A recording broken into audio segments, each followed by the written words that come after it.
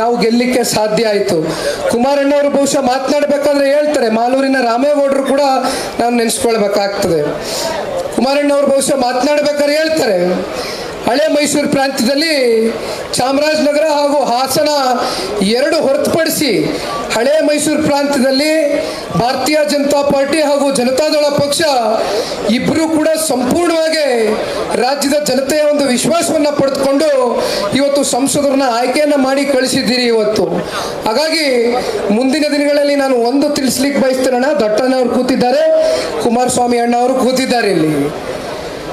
ಹಾಸನ ಜಿಲ್ಲೆ ವಿಚಾರವಾಗಿ ಈಗ ಬಂದಿರತಕ್ಕಂಥ ಒಂದು ಫಲಿತಾಂಶ ಏನಿದೆ, ಇದು ಅತ್ಯಂತ ಅನಿರೀಕ್ಷಿತವಾದಂಥ ಒಂದು ಫಲಿತಾಂಶ. ನಾವು ಯಾರು ಕೂಡ ನಿರೀಕ್ಷೆಯನ್ನ ಮಾಡಿರಲಿಲ್ಲ.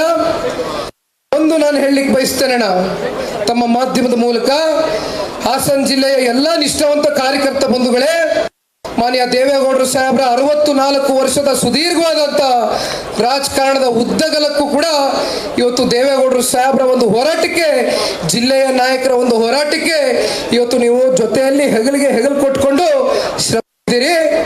ಒಂದು ಮಾತನ್ನ ಹೇಳ್ತೇನೆ, ದೇವೇಗೌಡರು ಸಾಹೇಬರು ಕೂಡ ಚುನಾವಣೆಯಲ್ಲಿ ಸೋತಿದ್ದಾರೆ.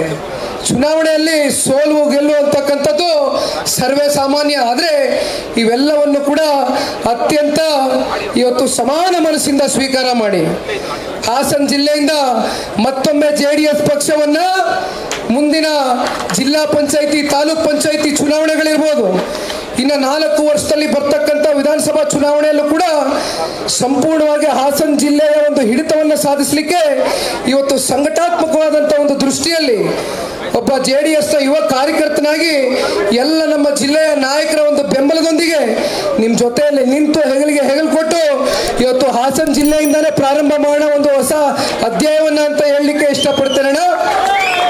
ಕೊನೆಯದಾಗಿ ಇವತ್ತು JP ಭವನದಲ್ಲಿ ತಾವೆಲ್ಲರೂ